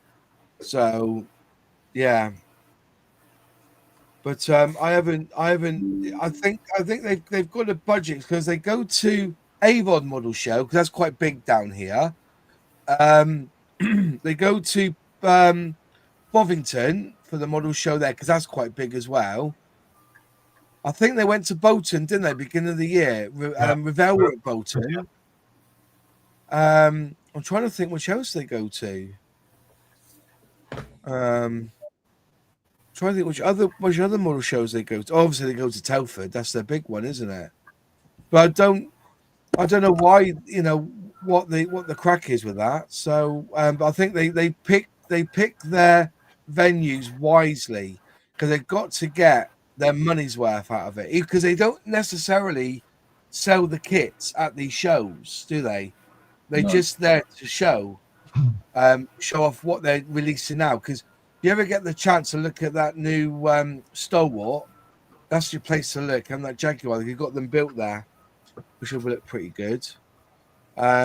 Used to buy Nuts magazine every week on camp, and that was at 2013, best magazine ever.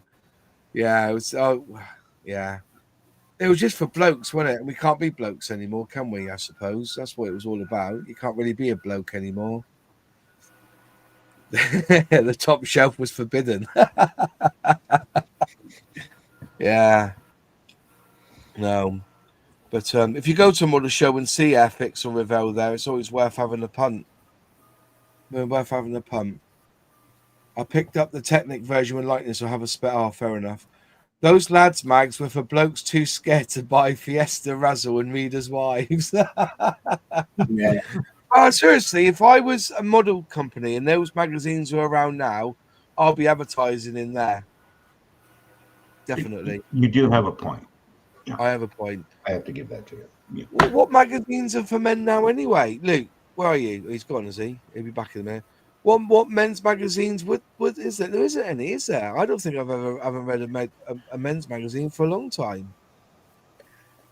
I couldn't even begin to guess. I've not been in a newsagent proper and looked for a very, very long time. And No. I think most of the magazines that I see on shelves at my local post office, for example, where I go from time to time, the only magazines he gets in and puts on display are ones that people have ordered. So he doesn't actually get a selection in. These are things that he knows he's going to sell. So post office, in terms of magazines, has become a sort of wholesale outlet in some sense. Yeah, I get that. Oh, really? I used to buy Men's Health for a while for some unknown reason. Look at me. Your body's a temple. My body's a temple. My body's a temple. You know what I mean? Ancient and crumbling. Yeah. Do the current younger generation buy magazines? No, they don't. No, not at all. No. They don't read, do they? No. There's your gossip magazines, and then you might buy one at the airport, right? Yeah, that's it. Yeah. I'm trying to think. I get Airfix Model World every month. I used to get Tamiya Model magazine, but I just thought they were getting too expensive, so I cut back on that one. That's a good shout. I remember getting Max Power and Fast Car when I was younger.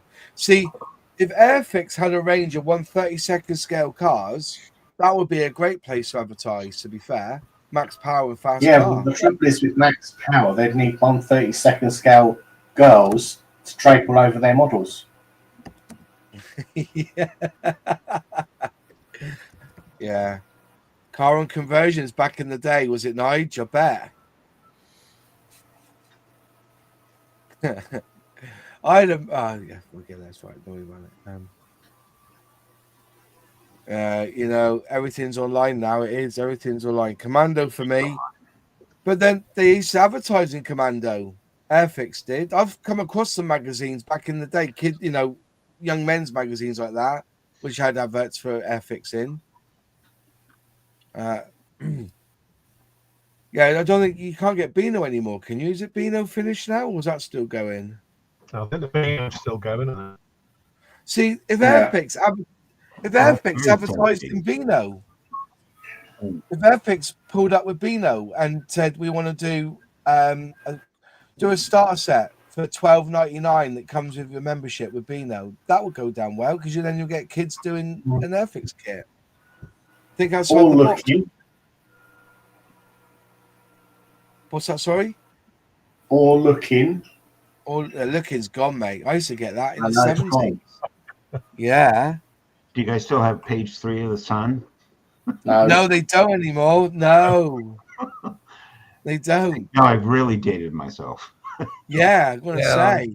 It appears to me that the voters in this country don't care whether the government have big tits or not. That's the best. That was yes, Prime Minister, wasn't it? Yeah.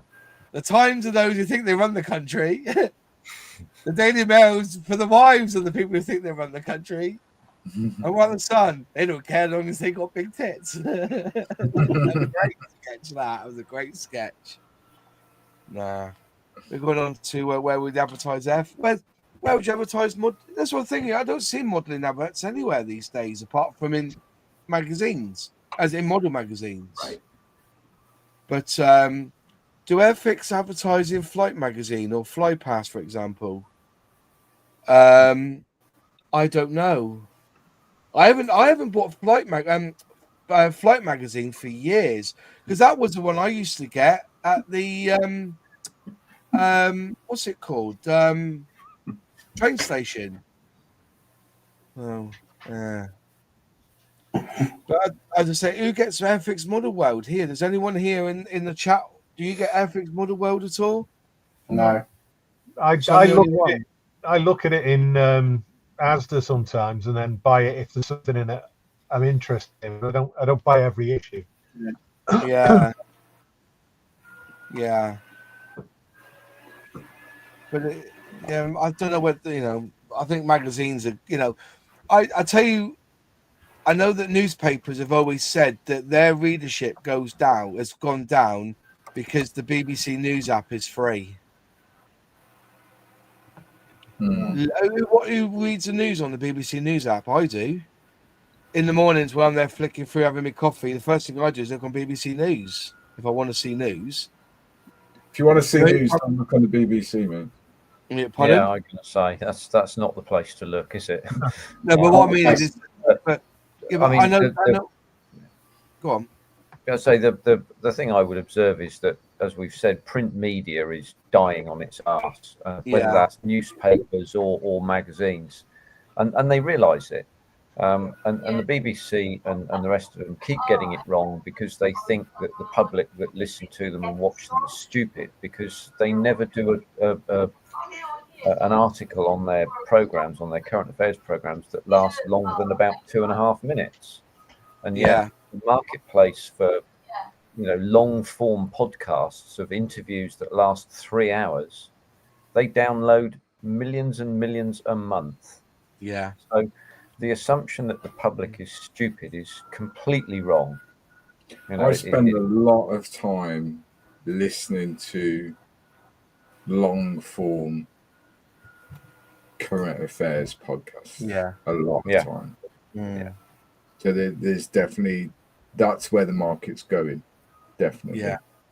No question about that. No question about that.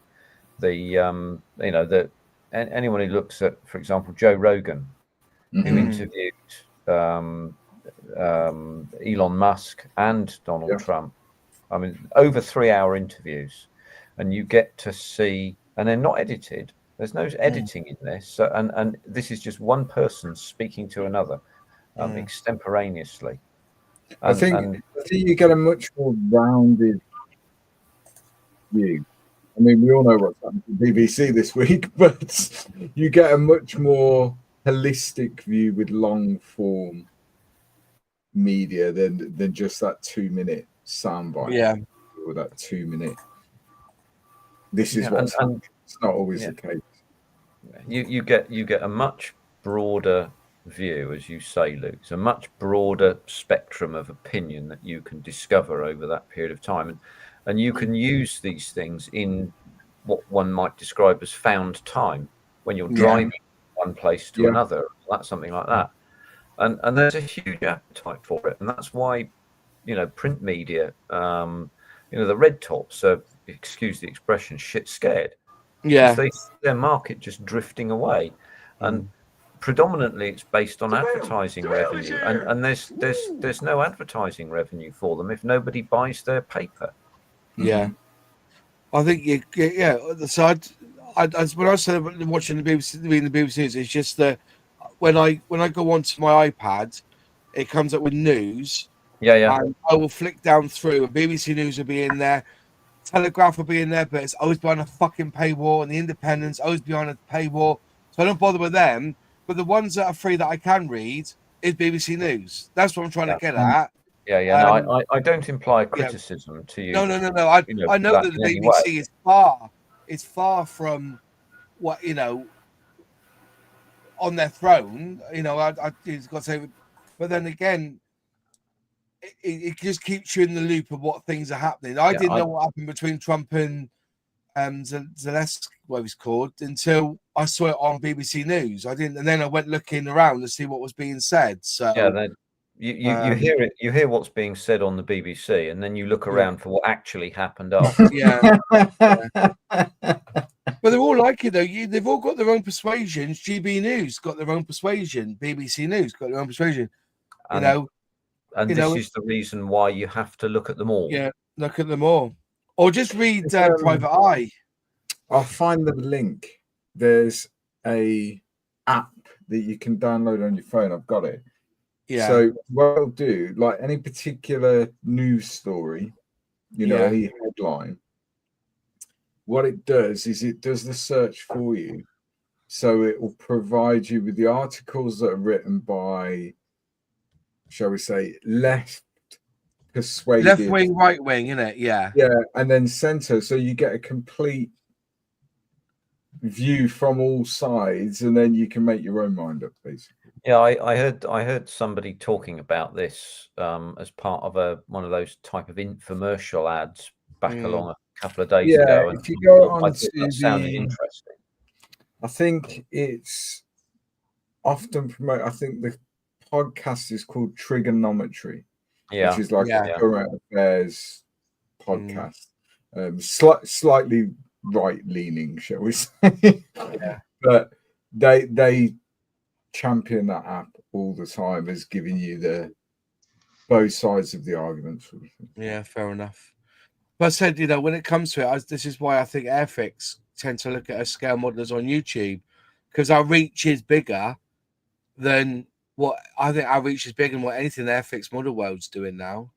I know I do a 10-minute video about what new tooling's been announced, and I'm getting 40,000 views on that video, whereas I think they've sold 25,000 magazines in that time. And the thing is, that magazine will end up in the bin or in recycling, where that video that I've done will be around 20 years, forever. Well, as long as I keep it up there. That's ground news. That's what it's called. Ground news. That's the one. Yeah. That's the one. I recall thinking back 15 or 20 years ago.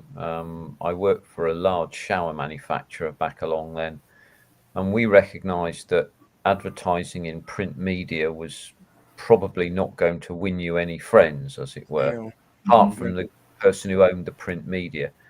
And we ended up doing quite a lot of advertising on TalkSport and places like that. Yeah. Because the plumbers that you want to get to listen to that program. Yeah. They listen to that all day long.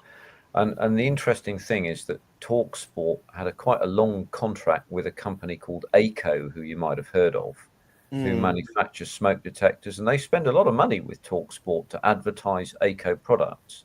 Yeah. But it wasn't to expand their market; it was to confirm their marketplace, because they're market leaders. But it shows how powerful that sort of thing is. And yes, it's absolutely the case now that the spoken word is as long-lasting as the written word. Yeah, and that's why good quality YouTubers. Like yourself, Moss, because you are one. I'm half quality, honestly. I just throw it out there and whatever sticks. Do you know what I mean? we could equally apply this to anybody. Anybody who does, gives out content on YouTube should understand that their content is going to be there forever. Yeah. Well, that's the thing. It's really hard to edit something out. So if somebody says, "Oh, could you advertise my product for me on my YouTube channel?" And I go, "Yeah," and I'll do a video on it and I advertise on that video. That's there forever. Unless something out, it's very hard to go into a video and edit out that portion. It's a ball ache, isn't it, James? Having to edit out that bit from anything on the video. So it's always there then. So they can pay me once, but it'll always, every time somebody watches that video, somebody new, the advert's there. So Revel with World of Tanks, the game was mental for exposure. It was. And I've said why Airfix don't get involved with the flight one. What's the flight one called? World of Thunder, is it, or something? What's It's it World called? of Aircraft, isn't it? Or World is of it War of Aircraft. Thunder, I think. Is it War of Thunder in it or something? So War Thunder. yeah. Average sales for Airfix Model World magazine, January December, was 16,000 copies, and that included digital and print. Yeah. No, I didn't know that. Night, Gillian. Anyways, it's Hi, coming up Gillian. to anyone got any questions quickly? Got 10 minutes, put them in the chat and we'll answer them as a quick flyby, and then we'll call it a night because it's nearly getting to 10 o'clock. We've talked about benches tonight. We've talked about the new Typhoon from Airfix. Don't get me wrong, if somebody want to build, go out and build it. It was really, really interesting for you guys. If you want to go and build it, have a crack at it, see what you can do with it. But yeah, I'm going to get one, Moss. I'll get one and build it. see if we can get it. I've got another one coming, so hopefully I will try and build it to its like a good standard. That's what I try and do. Have a look at it proper and like I say, I glued it so it was fine. The next morning I wake up and it's like that, and I'm like, it isn't. Your microphone's gone a bit old. Oh, there it is, back now. Airfix should get involved with DCS. What's DCS? Oh, is this the Marvel comic world thing? Is it? I don't know. No, that's DC. Am I right? I might be wrong. I normally am about these things. Yeah. That's a plane sim, isn't it? Is that a plane sim? Is it? Oh, is it? Yeah. Oh, there we are. Yeah. World of Plastic Modeling. I'm building a Revel World of Thunder Stud 4 now. It's a much reduced visual price for $24.90 for $99. Wow, was it? That's good. Oh. DCS is a high grade plane sim. Oh, fair enough. Yeah, there you go. Thanks, Hobby Time. Yeah. Digital Combat Simulator. Yeah, they need to get involved with them, I guess. They did have one link to a game, but there's no good for me because you can only play it on Windows. I'm on Apple, so I'll never go back to Windows. Yeah. Anything. So Phil Floyd plays a lot of DCS, doesn't he? So yeah. Does anybody know this Ronald McDonald? Anybody know him? Yeah, he makes burgers, doesn't he? He makes burgers. Yeah. Well, we'll see. Anyways, I think we're going to call it a night. Unless we've got any more questions. But I want to thank everyone who's been on tonight. Nigel will be on after if you want to pop on the in the green screen after. You want to in the green room after, pop in if you want. Yeah. But we've had James tonight, Luke, Ian, Zinzan. Who else did we have? Oh yeah, John, Alec, and Alex as well from Alex, yeah. Thanks all for watching. And if you've got any questions or anything you want us to talk about, email me. Emails in the about section on this channel. Or put it in the comments. It helps the algorithm. Yeah, or put it in the comments and we'll talk about it another time. I have asked Dale to come on and speak to us from Airfix. Whether now or not, I don't know. Since we slated it's Typhoon. But if hopefully I'm going to get him on next couple of weeks and have a chat with him and have a chat and see where things are lying. Because I think the Jaguar's due out in March, April time, you know. So anyway, thanks all, and we'll see you next week. Have a good one and goodbye.